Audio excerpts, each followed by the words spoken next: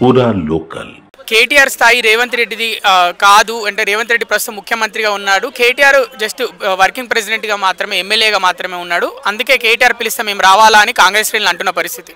ఎట్లా స్థాయి అవుతుంది? నాకు కూడా అది అర్థమవుతుంది. అసలు రేవంత్ రెడ్డి గారి స్థాయి కేటీఆర్ గారి స్థాయి ఎట్లయితుంది?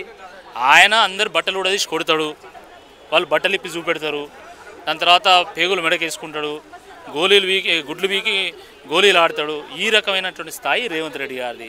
మరి అలాంటి స్థాయి ఉన్నటువంటి వ్యక్తి పాపం కేటీఆర్ గారితో చర్చకు వస్తారు రారు. అందుకనే ఆయన ఢిల్లీకి పోయాడు.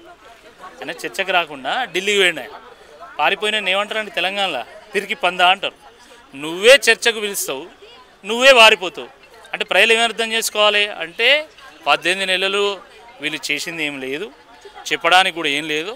స్థానిక సంస్థల ఎన్నికల భయం పట్టుకున్నది కాబట్టి ఈ భయంలో ఏదో రకంగా ఓ రచ్చ చేసి ప్రజల దృష్టిని మలిచి ఓట్లు వేయించుకోవాలి, సీట్లు సంపాదించుకోవాలనే దురాలోచన తప్ప నిజంగా నిజాయితీని పరిపాలన చేయాలనేటువంటి ఆలోచన వాళ్ళ మాటల్లో కానీ వాళ్ళ చేతుల్లో కానీ ఏమైనా కనబడుతుందా? ఏం కనబడట్లేదు.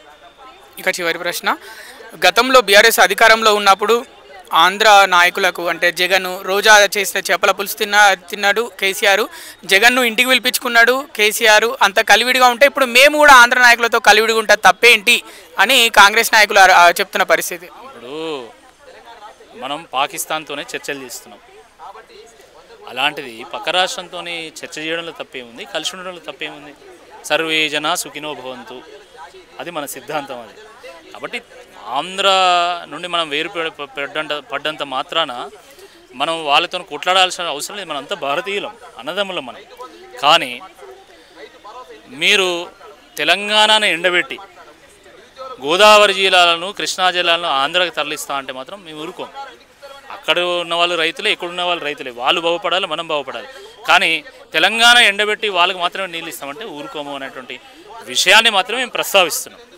బనకచెర్ల విషయంలో ప్రభుత్వం ఎందుకు స్పందించలేదని ఈరోజు హరీష్ రావు గారు ప్రెస్ మీట్ పెడితే బీఆర్ఎస్ పార్టీ క్వశ్చన్ చేస్తే తప్ప మీకు కనువిప్పు లేదా?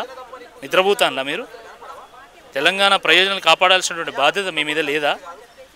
మేము ప్రశ్నిస్తే లాస్ట్గా ఆయన మీటింగ్ పెట్టి దేవాది లెక్కన్నది నల్లమల్ల లెక్కన్నది అని అడుగుతాడు. గది నీ నాలెడ్జ్. ఇక అట్లాంటి వాడు మనకు తెలంగాణకు న్యాయం చేస్తారంటే మనం నమ్మాలి. చాలా దౌర్భాగ్యం అండి.